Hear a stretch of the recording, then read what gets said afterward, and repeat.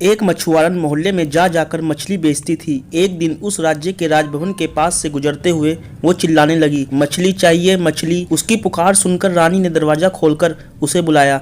मछुआरन के निकट आने पर वह बोली, मैं मछली खरीदूंगी, देखो कौन सी मछली है। मछुआरन ने जैसे ही टोकरी उतारी, एक बड़ी मछली उछल पड़ी। रानी ने पूछा, मछली नर है या मादा? रानी की बात सुनकर मछली हा हा कर हंसने लगी। मछुआरन बोली, रानी माँ यह नर मछली है। रानी बोली, तब तो इस मछली को मैं नहीं खरीदूंगी, क्योंकि राजा को छोड़कर कोई भी पुरुष प्राणी मेरे महल में प्रवेश नहीं कर सकता है। मैं मादा मछली खरीदना चाहती हूँ। मछली की टोकरी के अंदर से फिर हा हा कर एक मछली की हंसी सुनाई पड़ी। रानी ने दरवाजा बंद कर दिया। मछुआरन मछली की टोकरी लेकर अपने रास्ते चली गई। रानी गुस्से से कांपते कांपते अपने कमरे में आई। शाम को राजा आए। रानी ने अन्य दिनों की तरह राजा का स्वागत हंसकर नहीं किया, मुंह फुलाकर गंभीर होकर बैठी रही। राजा समझ गए कि जरूर कुछ बात हुई है, तभी रानी इतने गुस्से में है, इसलिए वह उसकी ओर ताक भी नहीं रही है। राजा ने पूछा, बात क्या है, क्या तुम अस्वस्थ हो? रानी बोली, मैं ठीक हूँ, लेकिन एक मछली खरीदने के लिए। मछुआरन ने मछली दिखाई। मैंने पूछा, यह नर है या मादा? इस पर एक मछली हाहा कर हंस उठी। मैं जानना चाहती हूँ कि मछली क्यों हंसी।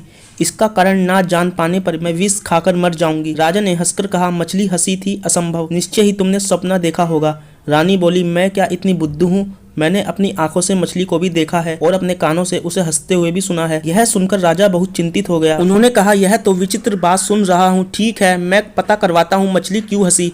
इसका कारण तुम शीघ्र जान पाओगी। दूसरे दिन दरबार में आकर राजा ने मंत्री को सारी बातें बताई। फिर बोले, मंत्री, मछली क्यों हंसी, इसका जवाब मुझे चाहिए। 6 माह का समय तुम्हें दे रहा हूँ। इसका कारण ना बताने पर तुम्हें मृत्यु दंड दिया जाएगा। मंत्री के सिर पर मानो आसमान फट पड़ा। राजा का हुक्म मानना ही होगा। उसने कहा, जो आज्ञा महाराज। आज ही घर जाकर मैं पोथी पत्र लेकर बैठूंगा। 6 माह बाद मैं आपको बता दूंगा कि मछली क्यों हंसी थी। कहने को तो मंत्री ने कह दिया, किंतु आकाश पाताल एक करके भी उन्हें उस प्रश्न का कोई उत्तर नहीं मिला। अनेक ग्रंथों पोथियों को देखा, अनेक स्थानों में वे गए, अनेक लोगों से पूछा, ज्ञानी विद्वान जादूगर तंत्र विद्या जानने वाले सभी से पूछा, लेकिन मछली क्यों हंसी इस रहस्य की व्याख्या कोई भी नहीं कर पाया। सोच सोचकर मंत्री की नींद उड़ गई, भूख खत्म हो गई, शरीर कंकाल जैसा हो गया। देखते देखते 5 माह गुजर गए। मंत्री समझ गया कि उसकी जिंदगी मात्र 1 माह की है, उसके बाद मृत्यु निश्चित है। वे राजा को अच्छी तरह जानते थे। राजा जो बोलते थे वही करते थे। मंत्री ने खुद को मृत्यु के लिए तैयार कर लिया। अपनी सारी संपत्ति बेटे के नाम लिख दी। मंत्री इस बात को समझ रहे थे कि उसको मृत्युदंड देने के बाद भी राजा का क्रोध कम न होगा, उसके पुत्र को भी राजा के क्रोध का सामना करना पड़ेगा।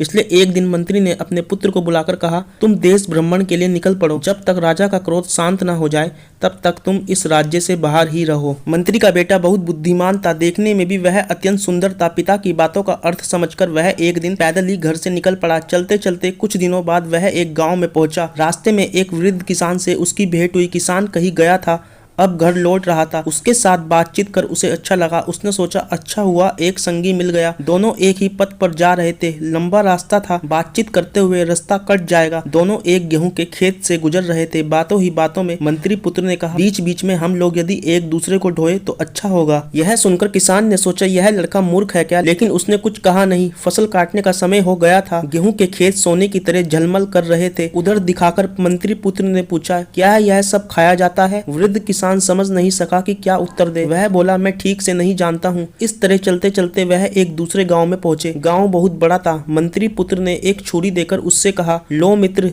इसे साथ ले जाओ और 2 घोड़े लेकर आओ। यह छुरी बहुत कीमती है, गलती से कहीं फेंक मत देना। मंत्री पुत्र की बात सुनकर कभी वृद्ध किसान को मजा आता था, कभी गुस्सा आता था, लेकिन वह कुछ कहता नहीं था।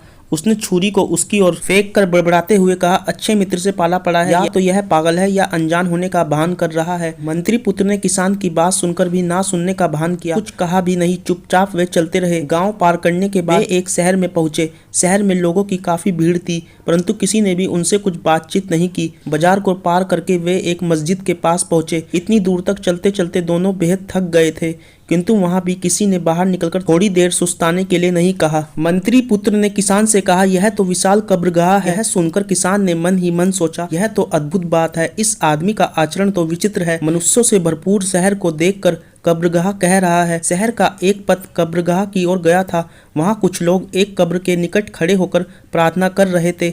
मृत प्रियजन के नाम पर राहगीरों को रोटियां बांटी जा रही थी। मंत्री पुत्र एवं किसान के निकट आने पर उन्हें भी दोनों हाथों में भरकर रोटियां और मिठाइयाँ दी गई। मंत्री पुत्र बोल उठा, चमत्कारी शहर। सुनकर किसान ने सोचा, यह तो बिल्कुल पागल है। शहर को कहता है कब्रगाह और कब्रगाह को कहता है चमत्कारी शहर। इसके बाद जल को कहेगा थल और थल को कहेगा जल। विचित्र आदमी है यह, लेकिन उसने अपना मनोभाव प्रकट नहीं किया। चलते चलते सामने एक नदी मिली। नदी पार होना था। किसान अपनी कमीज एवं जूते खोलकर नदी में उतरा। मंत्री पुत्र ने लेकिन वैसा नहीं किया। वह जूते कमीज पहनकर ही नदी को पार कर गया। किसान ने सोचा, ऐसा मूर्ख आदमी कभी नहीं देखा। कथनी और करनी दोनों दृष्टियों में वह मूर्ख लग रहा है, लेकिन बातचीत में वह काफी विनम्र है। उसने सोचा कि इसे अगर अपने घर ले जाऊं तो पत्नी बेटी बहुत खुश होगी। यह सोचकर किसान ने मंत्री पुत्र से कहा, निकट ही मेरा घर है, चलो रात मेरे यहाँ बिताकर जाना। मंत्री पुत्र ने कहा, आपकी आंतरिकता देखकर खूब खुशी हुई। आपके घर के दरवाजे एवं कुंडी मजबूत तो हैं। ऐसी बेतुकी बात सुनकर किसान फिर कुछ बड़बड़ाया एवं मन ही मन हंसते हुए कहा, यह मेरा घर है, तुम थोड़ी प्रतीक्षा करो, मैं भीतर खबर देकर आता हूँ। वृद्ध किसान ने अपने घर के लोगों से कहा, मुझे एक बहुत मजेदार पथ संगी मिला है। वह लड़का बहुत दूर तक मेरे साथ आया है, देखने में बहुत सुंदर है, भद्र परिवार का लगता है, तब ऐसा मूर्ख है कि क्या बताऊं। उसकी बेसिर पैर की बातें कुछ भी समझ में नहीं आती है। हमारे घर में उसे रुकने को कहा तो बोला घर के दरवाजे और कुंडी मजबूत तो हैं। इन सब बातों का भला कोई मतलब है? किसान की एकमात्र बेटी थी, वह बहुत बुद्धिमान थी। पिता की बात सुनकर वह बोली, पिताजी वह मूर्ख नहीं है, बहुत बुद्धिमान है। वह संकेत में अपनी बातें कहता है। किसान ने कहा, अच्छा मैं तो उसे मूर्ख समझता था। बेटी ने कहा, दरवाजा एवं कुंडी मजबूत है कि नहीं? यह पूछकर वह यह जानना चाहता है कि हम लोग उसका अतिथि सत्कार कर पाएंगे या नहीं। किसान ने कहा, क्यों नहीं कर पाऊंगा, हमारे घर में किस चीज का अभाव है। देख रहा हूँ कि उस लड़के की बातचीत में विचित्र रहस्य है। राह में चलते चलते वह मुझसे कह रहा था कि क्यों ना हम एक दूसरे को ढोएं, इससे थकावट कम होगी। किसान की कन्या ने कहा, दरअसल वह बताना चाह रहा था कि एक जन दूसरे को कहानी सुनाए तो समय अच्छी तरह कट जाएगा। किसान आश्चर्यचकित होकर बोला, अच्छा ऐसी बात है। जब हम एक गेहूं के खेत के पास से गुजर रहे थे तो उसने पूछा, क्या यह खाया जाता है? किसान की बेटी बोली, पिताजी इतनी सरल बात भी आप नहीं समझे। वह जानना चाहता था कि खेत का मालिक ऋणग्रस्त है या नहीं। अगर ऋणग्रस्त है तो उसके गेहूं को समझ ले कि महाजन ने खा लिया है। वह गेहूं जाएगा ऋणदाता महाजन के घर और किसान को मिलेगा ठेंगा। किसान ने सिर हिलाकर कहा, हाँ हाँ यही बात होगी। तब एक बात और सुनो, हम दोनों एक गांव में घुसे। एक छोटी छुरी देकर उसने मुझसे कहा, 2 घोड़े लेकर आओ, छुरी लाना ना भूलना। इसका क्या मतलब हुआ? किसान की बेटी ने कहा, पथ पर चलने पर जैसे घोड़े की जरूरत पड़ती है वैसे ही लाठी की भी जरूरत पड़ती है। उसके कहने का मतलब होगा कि 2 मोटी लाठी काट कर लाओ और छुरी लाना मत भूलना, कारण छुरी की जरूरत बाद में पड़ सकती है। किसान ने सहमति से सिर हिलाया। उधर मंत्री पुत्र बाप बेटी की बातचीत सुन रहा था। वह समझ गया कि किसान की बेटी अत्यंत बुद्धिमती है। तब उसने उन्हें अपना वास्तविक परिचय दिया और घर छोड़ने की सारी बातें उन्हें बताई। मछली के हंसने का कारण पर किसान की बेटी बोली, मछली रानी की मूर्खता पर हंसी थी। मछली को कोई व्यक्ति जीवित तो खाता नहीं है, उसे काटकर अच्छी तरह धोकर आग में पकाया जाता है। जब मछली को काटा जाता है उसी समय नर मादा का भेद मिट जाता है। पकाने के बाद रहा सहा भेद भी खत्म हो जाता है। रानी की इसी बुद्धिहीनता पर मछली हंस पड़ी थी।